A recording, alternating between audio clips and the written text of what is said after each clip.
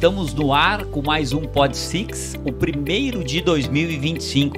Lembrando que o Pod Six é uma produção da Câmara de Indústria, Comércio e Serviços de Canoas, a Six. Vamos compartilhar por aqui conhecimento, experiências e inovações sobre empreendedorismo e sobre todos os temas que cercam a vida do empresário, em especial o canoense. Eu sou Guilherme Manfroy, diretor da Six, e estarei com vocês na próxima hora. Neste episódio, vamos falar sobre o papel do Legislativo Municipal na atualidade. Estão conosco os vereadores Ramiro Rosário, vereador de Porto Alegre, Rodrigo Dávila, vereador de Canoas, André Guindani, vice-presidente de Relações Institucionais da Six e ex-presidente da entidade, e também a presidente Shirley Dilecta Panizzi Fernandes, que é a presidente da casa, que nos recebe a todos. Sejam bem-vindos e é uma honra para a nossa entidade tê-los aqui neste episódio. Eu preciso lembrar dos patrocinadores, né? Lembrando que o nosso podcast está disponível no canal da Six Canoas no Spotify e YouTube e tem como apresentador o Sicredi. As empresas São Pietro Hospitais e Clínicas, STV Segurança, Cicobi, Modular Cargas, Métrica, Vieser Supermercado, Panceira, Exatron, Pontual são patrocinadores diamante. As empresas Casa, Canoas Shopping, Grupo Telecom, Vênus, Park Shopping, Fruc, SCA Móveis, Lotice Construtora, A3 Arquitetura são patrocinadores ouro. Para acompanhar os nossos episódios, inscreva-se no canal da Six Canoas no YouTube e no Spotify. Você encontra os links e mais informações na descrição do vídeo. Então, eu vou abrir aqui a nossa conversa, lembrando que os vereadores estiveram no nosso almoço, né, presidente? E conversaram com a gente. Por favor, faça as honras da casa. Bem, hoje estivemos na casa recebendo os dois vereadores do Partido Novo, os vereadores de Porto Alegre e de Canoas, né? O Rodrigo e o Ramiro, uma dupla de R's, né? De muita força. E que trouxeram temas bem relevantes para discutir, né? E a importância do legislativo, né? Principalmente nos dias de hoje. Falamos um pouquinho sobre liberdade, né? Aliás, será que estamos vivendo uma liberdade? Liberdade em todos os sentidos? Liberdade plena ou liberdade relativa, né? E também como que está sendo tolhida a liberdade de parlamentares? Algo impensável, né? Isso foi uma das coisas discutidas hoje. E soluções para a cidade também, a importância da segurança pública para o desenvolvimento da cidade, como podemos fazer para trazer tudo isso. A gente vai fazer um resumão aqui nesse programa, né? Para que as pessoas que não tiveram a oportunidade de acompanhar a diretoria executiva, né, possa conhecer um pouco e saborear um pouco de tudo isso que nós experimentamos hoje, né? Então eu acho que o papo vai ser muito legal. Legal, e eu te digo mais, presidente, sem liberdade, né? Como podemos apontar os problemas, né? No momento que a liberdade é cerceada, qualquer problema que é apontado, né, é tido como algo que viola a legislação e é colocado debaixo do tapete. Ou é fake news, né? Ou das duas, uma, né? Vamos lá, vereador, pode abrir. Muito bem, primeiro Guilherme, André, meu colega Rodrigo, muito especialmente Shirley, aqui a nossa presidente, muito bom estar aqui na Six, em Canoas. E já largo dizendo o seguinte, que vereador, pela lei, tem imunidade parlamentar dentro do território do seu município. Como eu cruzei o Rio Gravataí e já estou em Canoas, em tese eu não teria aqui imunidade parlamentar. Mais ou menos, dizem que Porto Alegre é da Grande Canoas, já ouviu falar nisso? Claro.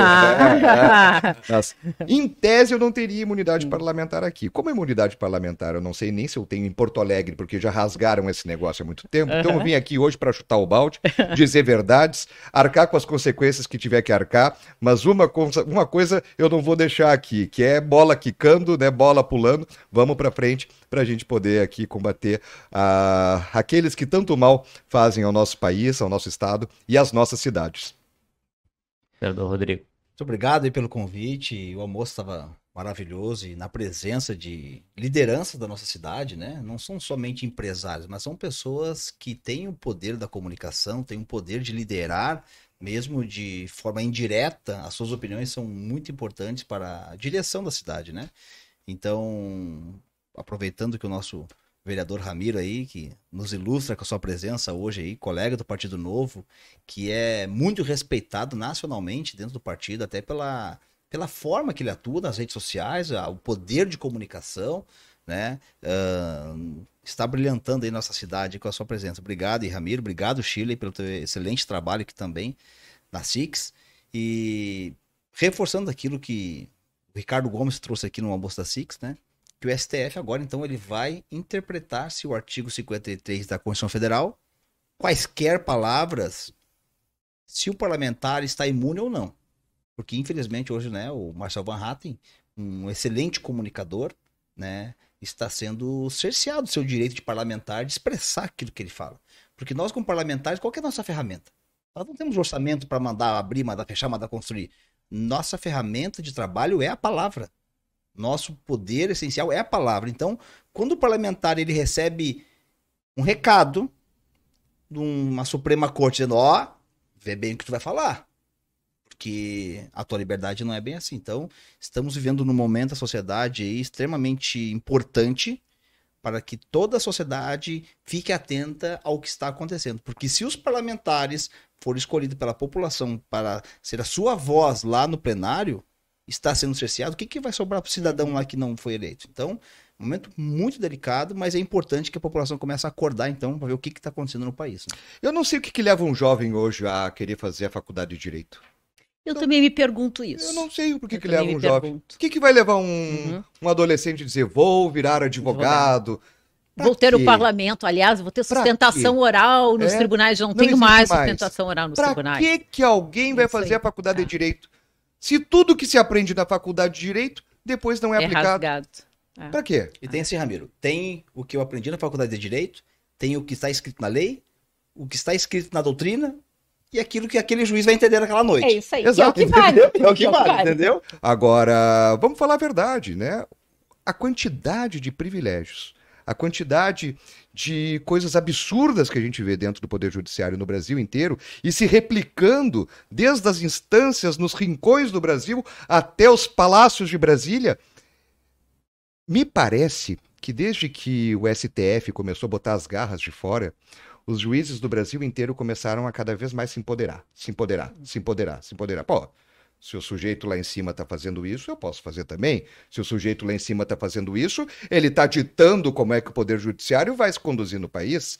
E aí a gente tem juízes de qualquer comarca aí tomando decisões completamente absurdas, interferindo nos outros poderes, dizendo que os vereadores de Canoas podem ou não podem votar determinada lei, podem ou não podem aprovar determinada pauta, que o prefeito de uma cidade pode ou não pode fazer, que o governador do estado pode ou não pode fazer. Isso, aliás, a gente começou a ver com mais clareza durante o período da pandemia, que a Ciclos, inclusive, foi uma das protagonistas para buscar, de alguma forma, minimamente, manter a economia girando com responsabilidade. Ninguém está contrariando isso, não é isso.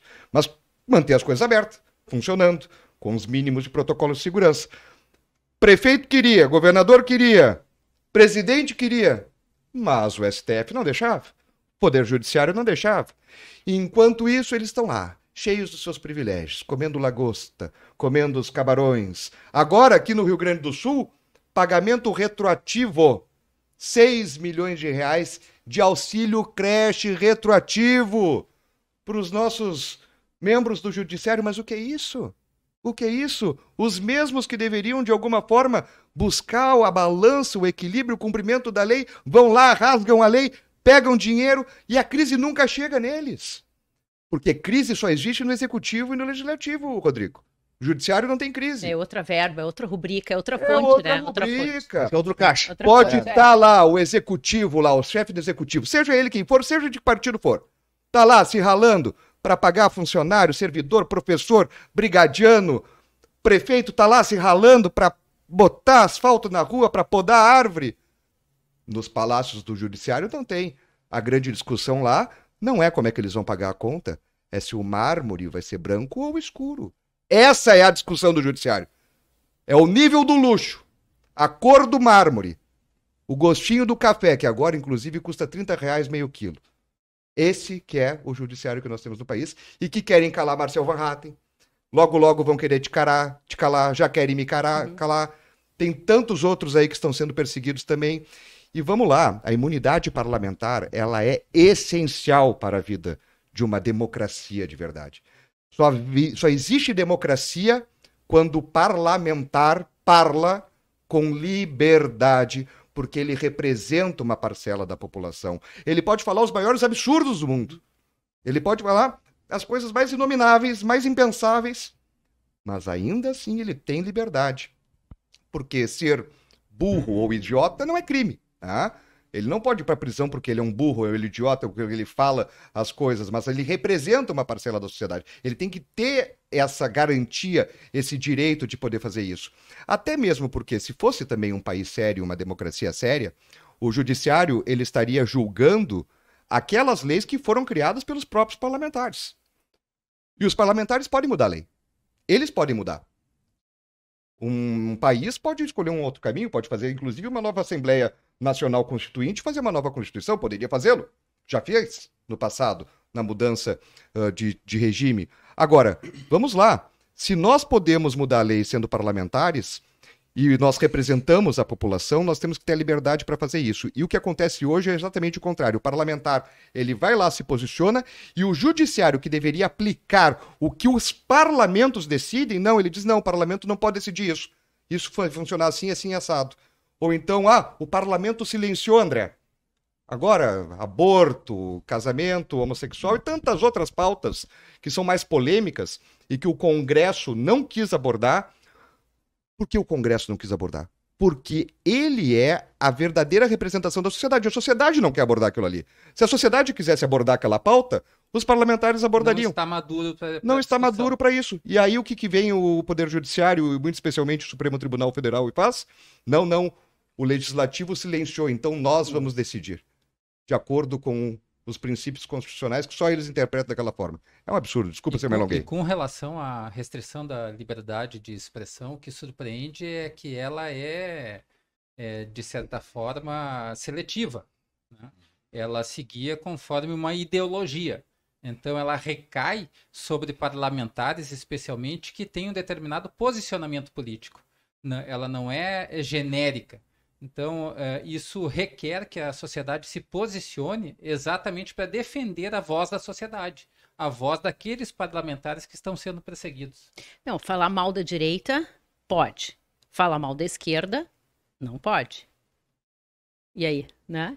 E aí? Mas qual a justificativa disso? O STJ disse agora que não existe racismo contra branco. Isso, eu ouvi isso. O STJ, o Poder Judiciário. Vou chegar aqui, ô seu branquelo. O que é? Desbotado, branquelo. Ô desbotado, ô palmitão. É isso aí. Tá tudo e certo. Aí, eu posso chamar o André de palmitão. Uhum. E ele não pode se ofender. E ele não pode se ofender, ele não vai poder me processar. É isso. Então, ô palmitão, tá? Vai lá, ô branquelo. Cara, e agora imagina se eu faço isso com uma pessoa negra. Meu Deus do céu. Eu acho que entrariam aqui, vocês já estão ouvindo aqui, entravam aqui no estúdio, eu saía algemado na hora, entendeu? Então, isso é interpretar a lei de acordo com o freguês, com a conveniência. Porque, vamos lá, racismo é uma coisa abominável, que não pode ter, que tem que ser combatida verdadeiramente. E racismo é para qualquer tipo de raça, de cor, de credo, de religião. Né? Nós temos uma das comunidades mais perseguidas no Brasil e no mundo, é a comunidade judaica. Uma das mais perseguidas sempre, ao longo da história. E aí a gente vê agora que é liberdade de expressão para eles poder defender o Hamas, poder defender a Palestina do rio ao mar, que nada mais significa do que efetivamente o fim do Estado de Israel. Aí é bonito, aí é liberdade de expressão. Agora, experimenta dizer lá, não, tem que bombardear Gaza mesmo, até mesmo porque tem muito civil em Gaza que dá guarida, assim, aos terroristas. Bom, daí nós somos genocidas, aí nós somos né, os anticristos na terra que querem matar os coitadinhos palestinos. Essas são as verdades que a gente precisa dizer, né, e que... Como diz o ditado, vamos lá. O pau que bate em Chico não está batendo em Francisco. É isso aí. Pessoal, eu quero abordar um tema aqui para trazer para a mesa, para a gente conversar, uma coisa que Rodrigo vereador em Canoas, Ramiro em Porto Alegre, que pega nos dois municípios. Tu és lá do quarto distrito, tu mesmo diz. Distrito de Porto Alegre. Canoas fica no Grande Quarto Distrito, Porto Alegre fica no Grande Quarto Distrito. Eu costumo dizer, como corretor de imóveis de Canoas, que Canoas é o melhor bairro de Porto Alegre, tá? Mas vamos lá. Fazendo propaganda da cidade aqui. Bom. Pensei que tu estava fazendo uma de Trump. Quase. Nós vamos anexar Canoas. Na verdade, nós queremos anexar Porto Alegre. Estando junto, tá todo tudo mundo certo. ganha. Pode ser pro lado pro outro. O que tem me preocupado, eu acho que o doutor André e a doutora Shirley também compactuam dessa preocupação, eu não vejo movimento nenhum de combate, eu, Guilherme, não vejo de combate à enchente. Eu não vejo limparem canos, eu não vejo mexerem em bueiros, eu não vi aumentarem diques, eu não vi desassorearem rios. Me preocupa. O que vocês entendem a partir das consequências e do que nós precisamos fazer, do ponto de vista se os legislativos estão se mexendo, se os executivos estão se mexendo? Eu quero ouvir a opinião de vocês. Deixa eu falar pro Canoas aqui. Primeiro, algo que eu venho já batendo há muito tempo, Ramiro. No final do ano, o governo federal decidiu destinar, através de um decreto, 16 bilhões para a cultura, para a Lei Rouanet, e 6 bilhões para o Rio Grande do Sul, né, para as enchentes. Então, as prioridades do governo, a gente já começa a perceber com a tomada de decisão. Hoje, falando por Canoas, tá? Nós temos com todos os méritos ou não, a antiga gestão, ela teve a coragem, isso tem que reconhecer, de realizar procedimento de licitação sem saber de onde que viria a verba. De uma forma até ilegal, correndo o risco de responder para o Tribunal de Contas, mas ele deu andamento a algumas licitações e hoje Canoas, então o prefeito vai a Brasília para conseguir permissão de utilizar esses recursos em processo de licitação já iniciado durante o período passado, tá?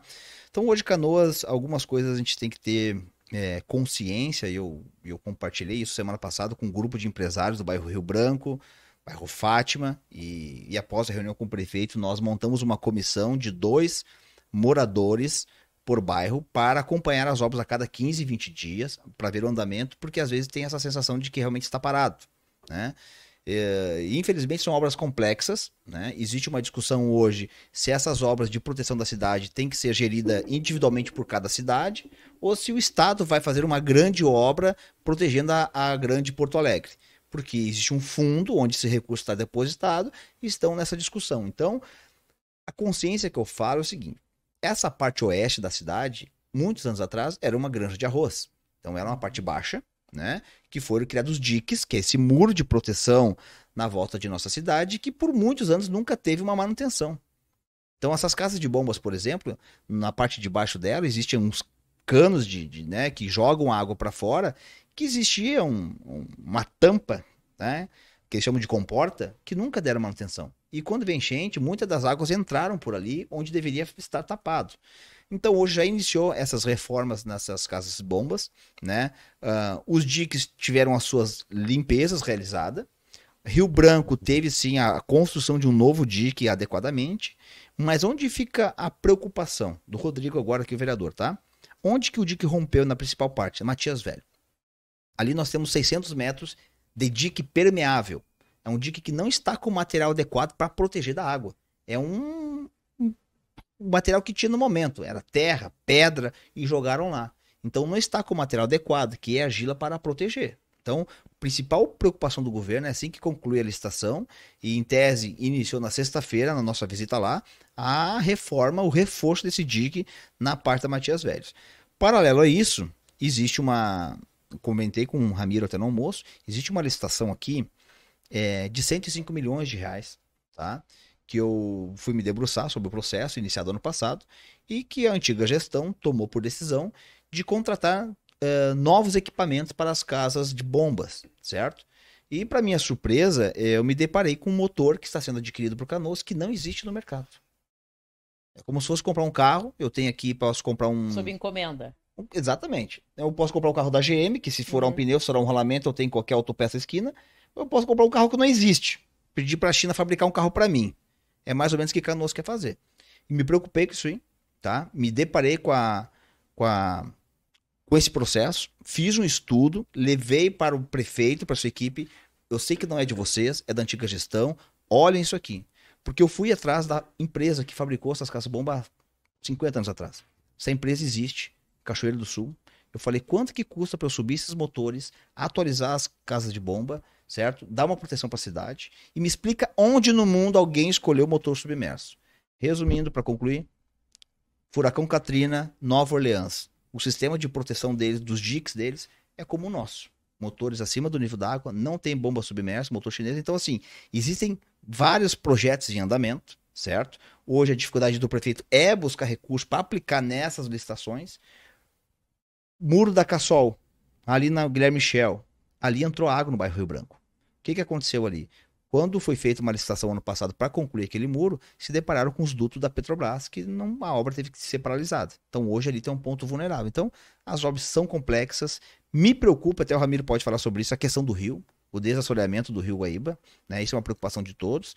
E agora a gente aguardar essas limpezas de bueiros, que hoje concluiu a licitação dos caminhões, se eu não me engano, para começar a limpeza, e ao longo do tempo aí, no mínimo, a gente tem uma proteção mínima para passar esse inverno aí. Rodrigo, antes de pular para Porto Alegre, nós temos defendido aqui na SIX que é muito importante que a linha de dique seja contínua e que proteja toda a região oeste da cidade, para que não haja um recorte para dentro da cidade, como estava num determinado momento previsto, que avançaria bairro São Luís adentro, fazendo um recorte.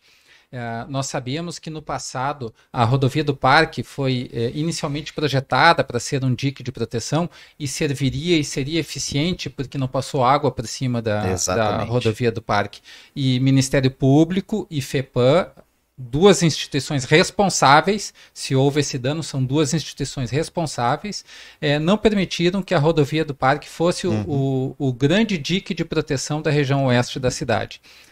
Então agora também nós não podemos permitir que os novos diques façam recortes cidade adentro, impedindo o desenvolvimento urbano da cidade na região mais nobre que nós temos, que é essa região à margem da rodovia do Parque. Ali nós temos 2.000 hectares para um desenvolvimento urbano em todos os setores da economia. Então é importante que haja uma atuação também do Legislativo Municipal para preservar o desenvolvimento econômico da cidade com a expansão urbana na região oeste. Aliás, a SIX tem que ficar bastante atenta, né? Quando vier esse traçado, onde é que vai ser esse dique? Nós não podemos deixar esse recorte, nós não podemos deixar que isso aconteça, né? Canoas, eles estão seguindo o projeto já aprovado lá em 1960, né? A conclusão daquele projeto que é iniciado, né? O bairro São Luís não tem dique construído ainda, né? Então esse aí a gente tem que ficar atento, né? Sim, onde que eles porque vão o projeto construir. que apresentaram aqui na entidade ano passado foi com esse recorte. Foi com esse recorte, jogaria toda a área aproveitável da cidade para o lado de fora do dique. Não, inviável. O sistema de proteção contra cheias, na verdade, ele nunca nos protegeu contra cheias, ele protegeu o nome dos culpados, o nome dos projetistas do DNOS. Tanto é, e digo isso literalmente, que quando Porto Alegre precisou ir atrás do projeto, dos dados do sistema de proteção contra cheias, foi agora após a enchente, foram lá na biblioteca, no Rio de Janeiro, na biblioteca pública, lá onde ficam todos os documentos do antigo DNOS, para poder identificar e buscar o projeto, porque sequer o projeto a Prefeitura de Porto Alegre tinha. E esse sistema de proteção contra cheias não é apenas de Porto Alegre, ele é o mesmo sistema de proteção Porto Alegre e Canoas, indo até São Leopoldo. Então essa obra, essa infraestrutura, ela é sim compartilhada entre os nossos municípios. E o que nós tivemos da parte de Porto Alegre, muito especialmente vocês, né, e falo aqui 70% de Porto Alegre, foi uma enchente, uma cheia do Gravataí. Essa que é a realidade, né? A parte que o Jacuí entra na cidade de Porto Alegre é uma parcela do 4º distrito e a parte do centro histórico ali, e depois também indo para o Menino Deus e pro bairro Cidade Baixa, daí Jaguaíba, não mais Jacuí. E o que nós tivemos, e as imagens de satélite mostram muito bem, é o Gravataí com a cor escura, densa, o Jacuí com a cor mais clara. Então nós temos ali toda a parte de Canoas tomada pelas águas do Gravataí, nós temos toda a parte da Zona Norte de Porto Alegre tomada pelas águas do Gravataí, e que começam a se mesclar, se aproximando mais à região central. E falo isso porque, obviamente, todas as medidas que nós vamos tomar, e isso levando a sério esse assunto, serão tomadas integralmente, e tem que ser com Porto Alegre e Canoas no mesmo penso. Para que vocês tenham uma noção aqui, o projeto, quando foi feito, não era só a 448 que deveria, isso, claro, obviamente mais recente, ser um dique, mas a própria BR-290, a Freeway era para ser um dique. E não funcionou como dique porque ela tem furos e passagens que a água do Gravataí correu livremente. Uma delas é na divisa das nossas cidades aqui, ali pela Guilherme Michel, ali próximo à Vila Areia, por exemplo, né, nós temos uma parte que a água efetivamente não entrou pela BR-116, mas ali pela lateral, onde tem um grande fluxo de veículos, os acessos àquelas empresas de fertilizante, por ali vai, ali a água do Gravataí veio a valer e entrou na parte de Porto Alegre, ali do Maitá e da Vila Farrapos. Da mesma forma, nós temos outras áreas que originalmente não se previu o dique, ou então que se previu e que não foram devidamente construídos, como é o caso lá do Sarandi, da Vila Asa Branca, da Vila Minuano, onde diques deveriam ter 7 metros de altura e tinham 2 metros, ou de parte deles que não tinha o dique construído, nunca foi construído, e ao longo dos mais de 40 anos de DEP, o antigo DEP, que era o órgão responsável por isso em Porto Alegre, nenhum dos engenheiros lá levantou a bunda da cadeira e foi verificar se o projeto existia ou não, né? Os doutos, os grandes engenheiros falavam, né, que aquele departamento era um orgulho da cidade, uma referência para o Brasil inteiro, na parte de drenagem e do sistema de proteção contra cheias, mas nenhum engenheiro, ao longo de 40 anos, percebeu que o projeto não tinha sido executado, né? Isso começou a mudar, já tem obras em andamento na parte do Sarandi, os diques estão sendo colocados numa cota um pouco maior, mas ainda não ideal, ela está em 5,5, deverá ir a 7. Foi contratada uma consultoria também do professor Tucci, que vai agora fazer todo um processo de readequação do sistema de proteção contra cheias. Contratado pela Prefeitura. Pela Prefeitura de Porto Alegre, um contrato de 5 milhões de reais, para poder pensar num novo sistema de proteção contra cheias, e isso, obviamente, vai também beneficiar Canoas. Ok, mas vai se estender, vai se espraiar. É de Porto Alegre, focado muito especialmente na Zona Norte, onde foi o nosso maior problema, porque é o que acontece com o Gravataí, o efeito remanso. Né, o Jacuí com muito volume de água, muita força, então vocês imaginem uma avenida... Ele represa. Imagina uma avenida de grande circulação. Eu gosto de dizer, para quem nos acompanha, conseguir visualizar isso. Pensa uma avenida de grande circulação no horário do rush. Tá vindo carro. Tu tá numa via transversal ali tentando entrar, né? Volta e meia um carro passa.